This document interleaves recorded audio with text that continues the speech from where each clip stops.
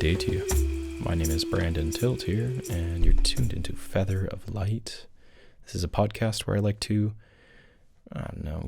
riff on mental health related topics, or at other times bring in philosophy or my personal reflections or insights. And sometimes I like to bring in the language of parts work and maybe just guide you through experiential meditations or other things along those lines. And today, I just want to disclose that I'm on day 3 of no caffeine. And this is an interesting experience for me because caffeine's one of those things I've kind of had an on and off relationship to over the years, I felt like I never really wanted to drink caffeine, and then I started working at a Tim Hortons back when I was 14 years old, or maybe I was 13, 14 years old, drinking extra large, double, triples, getting this high from this stimulant that caffeine is, and really just appreciating its impact on my life, kind of like, I guess, more subtly, comparing it to all the other things that I did that altered my state of consciousness, like smoking weed or drinking alcohol or using recreational drugs. It was like caffeine was one of those things I didn't even really consider changing my state of mind until I got sober. And now I drink caffeine and I just notice how much it does alter my state of consciousness, how much it alters my energy levels throughout the day, how much it impacts my quality of sleep. It's quite dramatic, actually. So I guess that's the topic today. I was just going to kind of, preface with whatever I get into that my energy is different. I feel different. I'm not in the same place I am when I have a cup of cacao or a little bit of matcha, right? I don't drink coffee, so those are my caffeine solutions, so to speak. But you know what? This feels like this might be the topic. So here we go. We're talking about caffeine.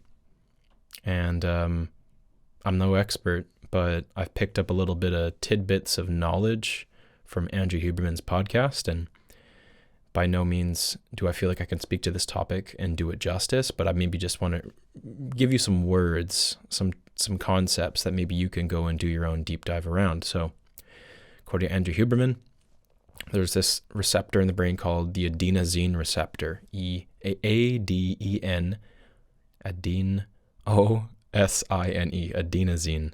So adenosine, what it holistically, kind of its holistic role within the body is it's related to the melatonin levels in the system. So your pineal gland, as it absorbs sunlight, it starts to gradually accumulate this thing called adenosine. So it gradually accumulates in the system.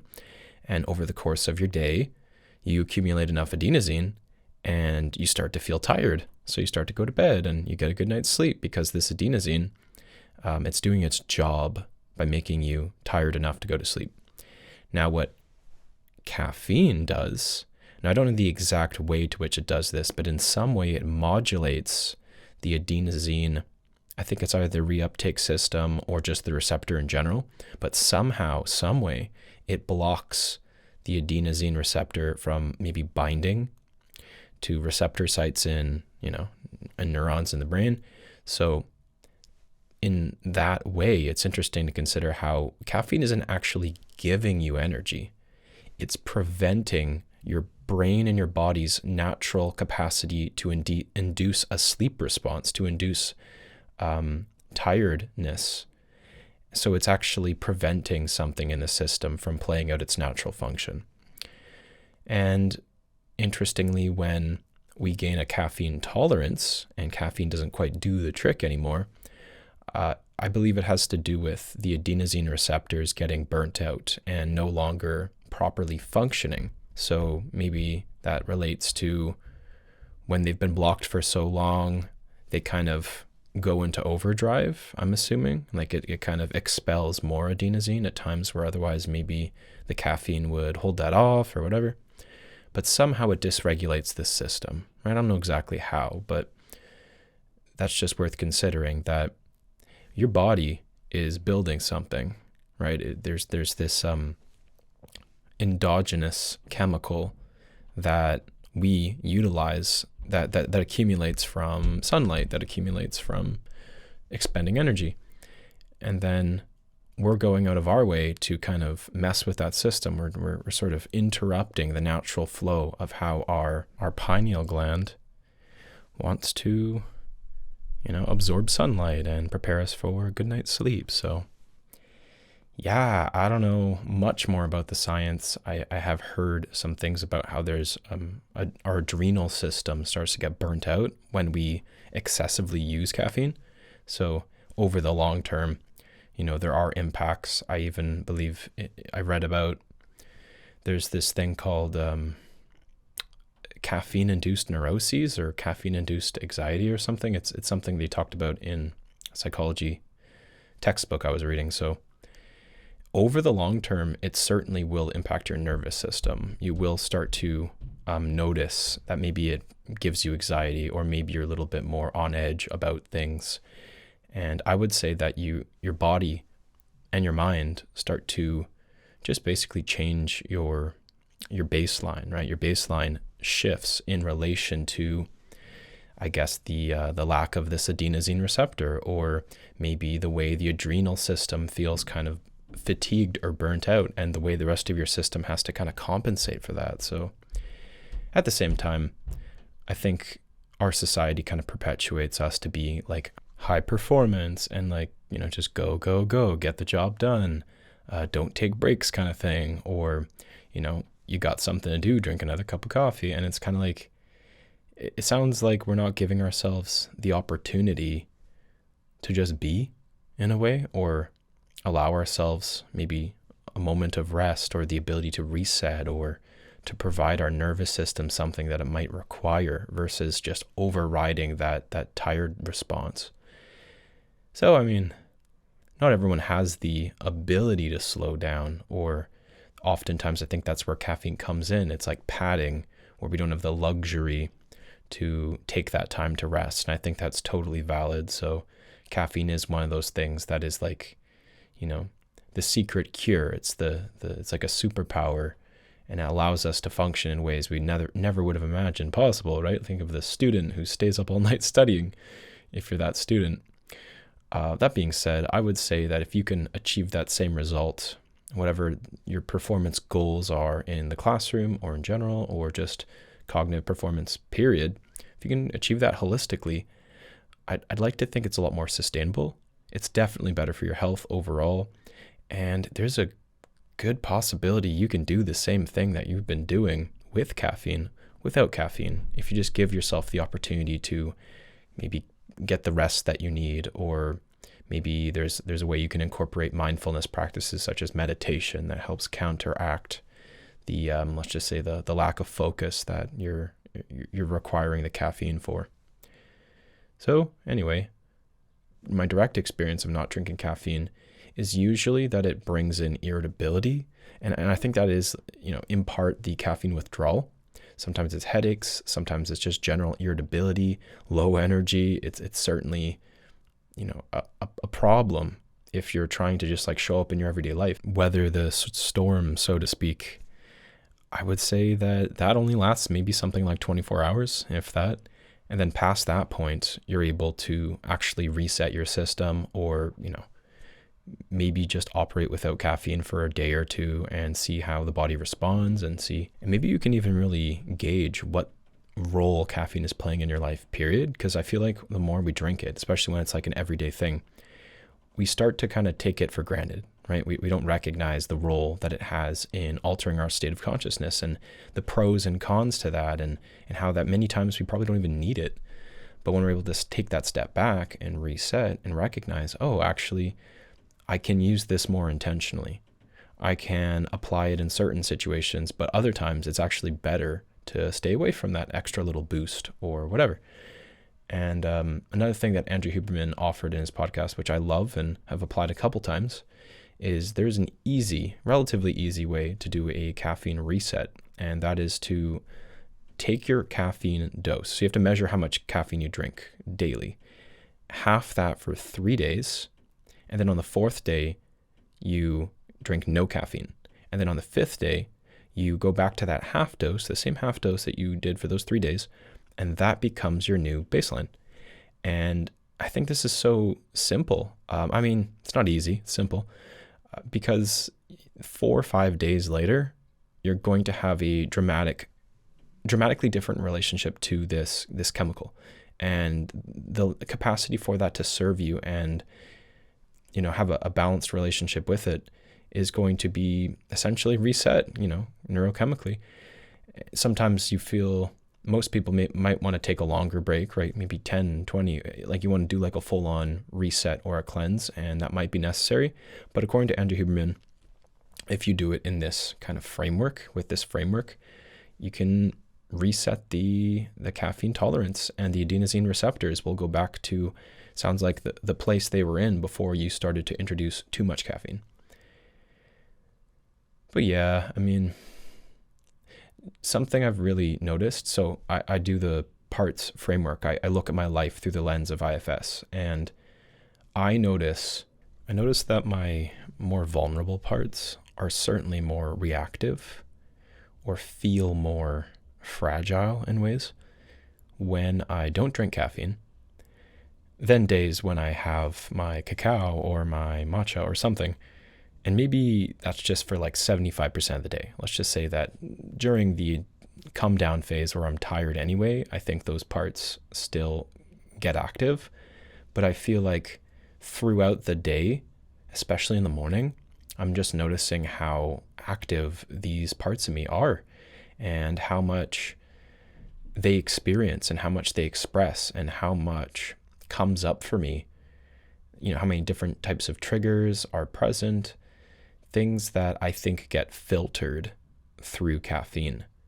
And I know we think it's this like subtle thing, and there's so many different neurochemicals that come into play that aren't connected to caffeine that we associate as triggers. And it's almost kind of like, I feel like you have to have this really nuanced approach to your body to really even pick up what I'm referring to.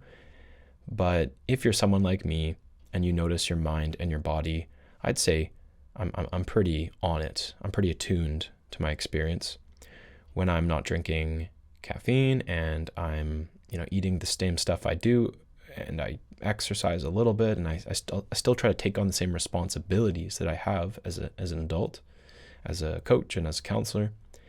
It just feels different. It just feels more intense. It just feels sharper. It just feels like I have less patience. My window of tolerance is reduced in a lot of ways. If you understand what that means, it's basically like my nervous system's capacity before it jumps into more extreme reactions or kind of a disassociation response, And I think it's so interesting the role that caffeine plays in space holding, whether it's being, like a therapist or something like that, and how I believe it does create this capacity to hold more emotions in a kind of balanced, suspended way. But I also feel like it might disregard authentic presence and a deeper level of relating to a person's somatic experience. So basically, you're bypassing your own emotional experience. So in a way, you're also seeing the person through the lens of that filter. So you might not be as attuned to your own emotions. So you're very likely seeing them through a different lens as well. I would say there's less self-energy present, which is what in IFS is kind of like the healing energy. So let's just say if there's less of this healing energy present, it's because you're less attuned to your own bodily experience and you're less attuned to the experience of others. But it's not always about what you do for work either. I feel like if you're just trying to sit with your own parts, you need to be the one who's sensing the more subtle emotional experiences or somatic responses and being able to turn towards that versus feel like it's too overwhelming and then turn away from it. So I noticed right off the bat, first day, I was doing a lot more breath work to help regulate my nervous system. I was noticing so much more of a tendency to want to escape to like my phone or other kind of like idling kind of responses, and feeling like if I did sit with my parts, they were so much more reactive, which is also, by the way, a kind of receptiveness too. They were a lot more receptive to my check-ins, and I had to really work for states of balance versus being able to sort of numb everything out with some sort of stimulant. So I don't know if it works like this for everybody. I feel like I'm in a unique situation being ADHD. The role that a stimulant plays for an ADHD person is a lot more, I won't say complex, but it's a lot more unique to the ADHD brain, the neurodivergent brain, because I'm not going to pretend I understand how the neurodivergent brain is healed by, stimulants, but according to research, so there's something related to focus there. There's something there related to how there's a lack of, maybe let's just call it like dopamine in a specific way where it needs to be targeted, like a targeted administration of dopamine versus maybe just having highs and lows and getting caught up within the swells of those highs and lows. So it's like your intentionality kind of gets thrown to the wayside if you're not using something that kind of dulls everything just enough and then peaks the dopamine right where it needs to be. So if I haven't lost you already, I'm basically saying that as someone who is ADHD and does not use medication, I rely very much on my organic dopaminergic response, which, by the way, doesn't mean that I'm not taking anything to change my hormone balance. I'm not taking anything to change my body's like neurochemical state. In fact, every day I take, B complex? Actually, not lately, but I'll take a vitamin D. I'll take a omega supplement. I'll take a little bit of magnesium some evenings. And I take camu, which is like a high vitamin C natural source. And I mean, these things all give me a pretty strong baseline.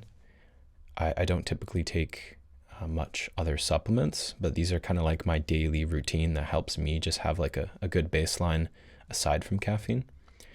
And just making sure I'm not deficient in any of those things, because those are, I would say, areas to which my body has communicated to me over time that if I don't take those things, I feel deficient or I feel tired, or it's likely that these are things that are supporting my body.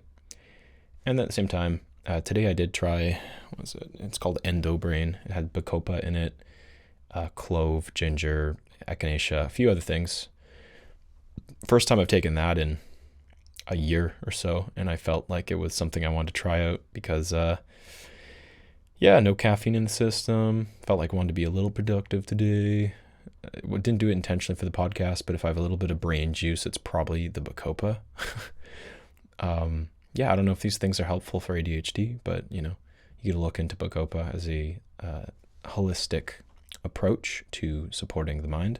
At the same time, it's like, I don't believe it makes sense to do the same thing every day. I feel sometimes the supplements, it can be helpful, although when it comes to these things that are like, actually messing with neurochemicals, I feel like, to me, it's like once in a while, once in a blue moon, if that, just in a situation that requires it. Like it's situationally, I find they can be helpful.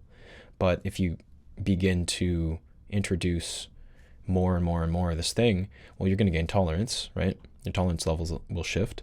But at the same time, your body will begin to, in some sense, compensate for the increase of that thing and adjust things accordingly. And I don't really know enough about holistic nutrition to say whether that's a good or bad thing. But for me, I like to introduce just enough of a thing where it's not shifting the overall balance of the system that I've worked pretty hard to achieve. So,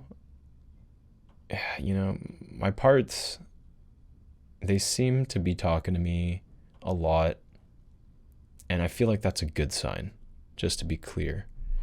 Not drinking caffeine is actually a blessing because it allows me to process different feelings that I wouldn't otherwise notice.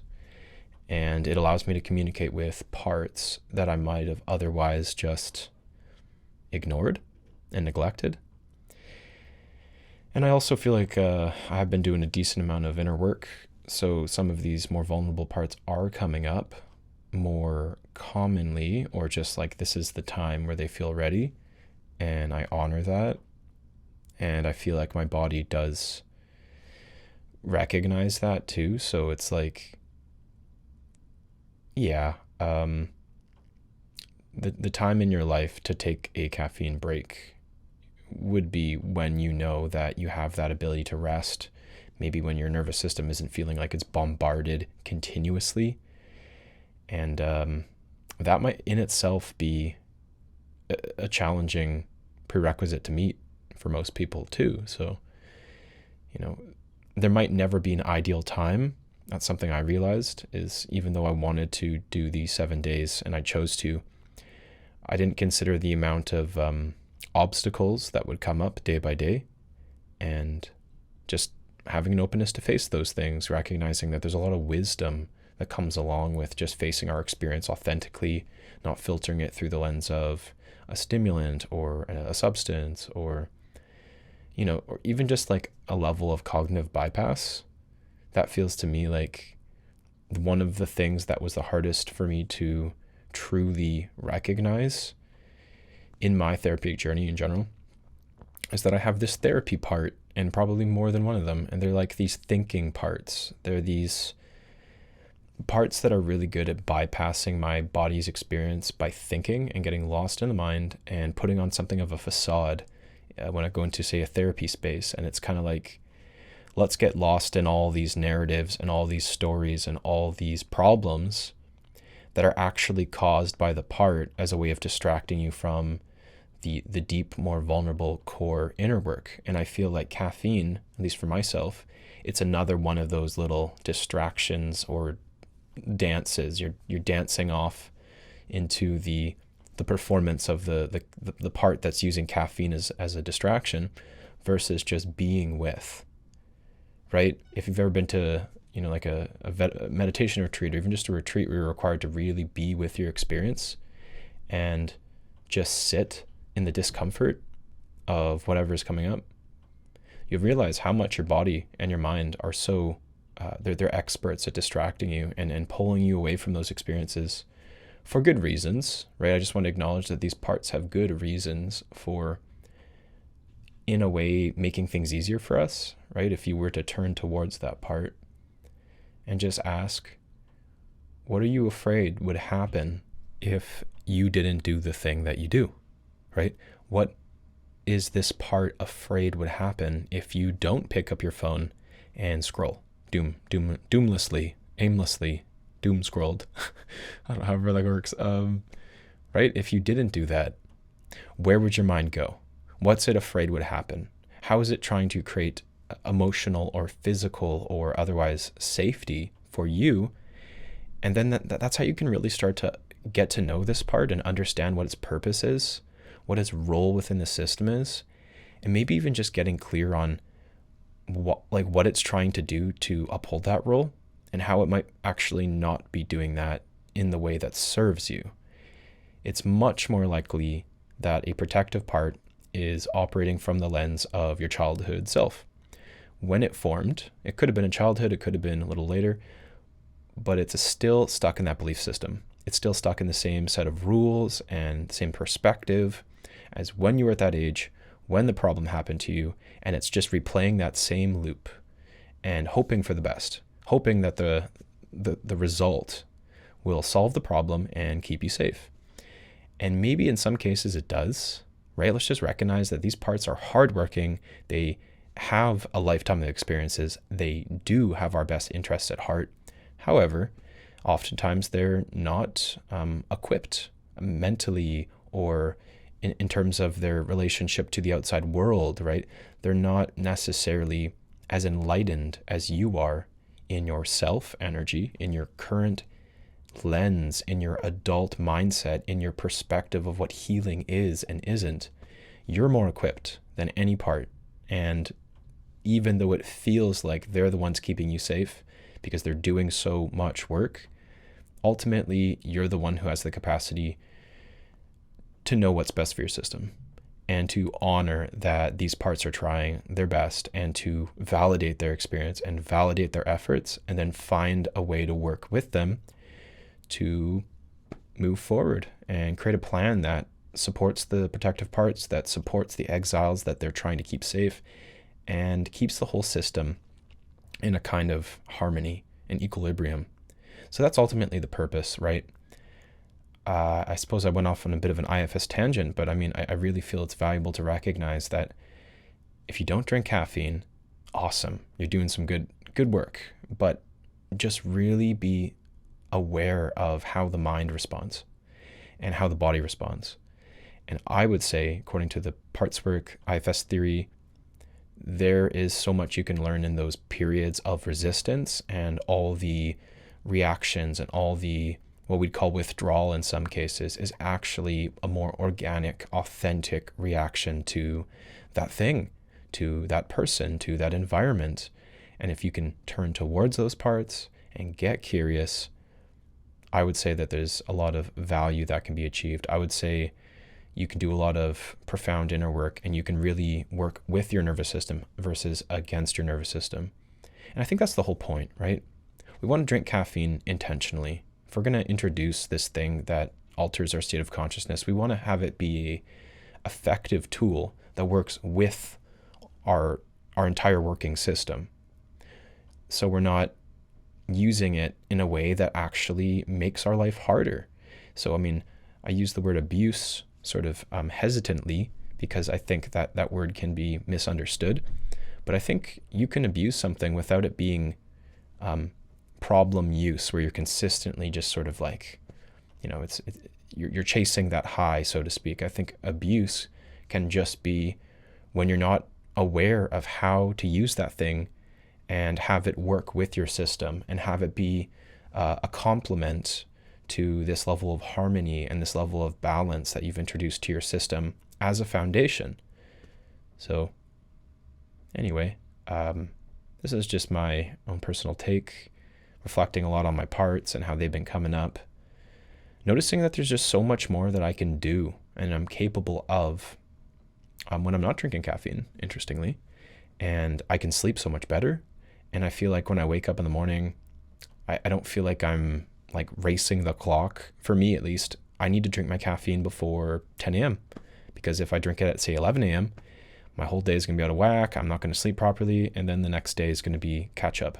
But having that freedom where I wake up in the morning and I'm like, oh, I can just focus on exercise, or I can just focus on what I'm going to do with my day. I don't have to work with this like deadline that if I don't drink caffeine past this point or as early as possible, then I'm going to have consequences. So I feel like it offers you more freedom. Interestingly, I don't think we consider this, but when you have less things that you're dependent on in general for performance, for state of consciousness, for emotional regulation, well, then you have that freedom. You're giving yourself the ability to rely on different tools, likely tools that aren't centered in some kind of chemical reaction, right? When you introduce a tool, there's going to be some kind of reaction in the system. But when you introduce something that's, let's just say, holistic, or something that's just a more sustainable tool like breath work, or something that's like a somatic practice or exercise, these aren't going to have as dramatic after effects on the system, right? There's not going to be some way that the system's trying to reach homeostatic balance to compensate for the thing that you've introduced, this external tool. And I don't know. I feel like this can be helpful advice, quote unquote. This can also be something that you don't agree with, and I totally understand that too. I think there's a lot of scientists out there that have a more nuanced approach to how to introduce these tools and how to work with the body versus against the body. I feel like doctors, this is where I really have an appreciation for doctors that understand the holistic perspective, is because many times doctors might try to diagnose or, give you a pill to fix something, right? But ultimately, I think the best doctors are just aware of what the body needs in general, right? They're searching for ways to understand, all right, what is out of alignment. I actually was so impressed with my doctor. You know, I don't see him all the time. He's my family doctor, but I asked him about, what are these things called? Canker sores. I was like, I'm having canker sores. I think there's something wrong here. I think this is something that needs maybe antibiotics, because it's been taking a while to heal. And he's kind of like, you know what? There's this thing called alkalinity. And I'm like, wait, what? And he basically was telling me about how canker sores are the result of an imbalance of the alkalinity in the system. And it's kind of like a symptom. And just understanding that that symptom is actually pointing to something in the overall system trying to equalize itself or reach that level of harmony. And maybe it's something I'm eating, right? Maybe it's something unrelated to my diet, but it sounds like it's more likely. So it's just like, that is just so wild to consider how we're searching to solve a problem where the solution isn't likely something that like patches something up or sews up a hole, like in the skin. You know, we're not trying to stitch something together as much as maybe we're just searching for where the overall system is presenting you a solution. And if you listen to the body and you understand the body, then it isn't something that can be approached in a singular kind of like removal way. I think it's more like you're not going for a surgery. It's not surgical removal. You're more so going for understanding the overarching system and then trying to work with the system versus try to maybe in some sense correct something that the system maybe doesn't need to correct. Oof, gosh, I don't know why this became so like in a weird way, like almost like using medical analogies. Maybe that's just the way my brain thinks on a weirdly underlying level. I try not to focus too much on like a medical model. I don't want to see us as having diseases. I don't want to see us as being sick. I suppose there is so many ways that that's just not factually correct, right? We do get sick, and there are problems within our systems, and I think there's a lot of theories about what's happening there and why that's the case. I think sometimes there's psychosomatic illnesses where, you know, you have some kind of underlying emotional baggage that's actually causing the root of a disease, and that starts to kind of go on to further cause harm to the system. Or obviously, like some things are just indicators of a lifestyle that is just unsustainable and that you've been causing damage to your cells progressively over years and years and years. And some of these diseases are the last ditch efforts of your system, your body, telling you need to make some dramatic changes in your life or this system can't survive. And fuck, you know, that's just, I think that's sometimes just a hard truth, a hard pill to swallow, ironically, but like it's a hard truth for us to recognize that, you know, ultimately our body is just this system that just knows how to balance itself out.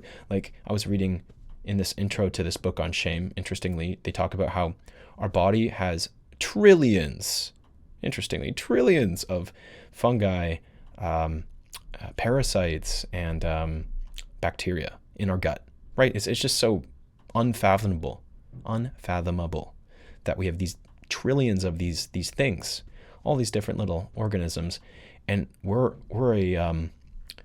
a culmination or a cultivation. We are the collective entity of all of these tiny little components, of all these just tiny little things, and their complex interworkings and interrelationships. It's like an entire world lives within us.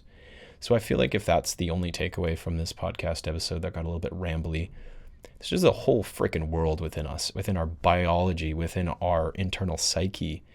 And I feel like we ought to consider that our entire working system is just the interactions between an entire world of inner beings. And to treat something like it's like, oh, there's the disease. Oop, gotta get rid of that one part of me. Oh, that thing's the problem. All you gotta do is cut out that part of you surgically and everything's gonna be good. yeah, I just want to offer that there's no bad parts.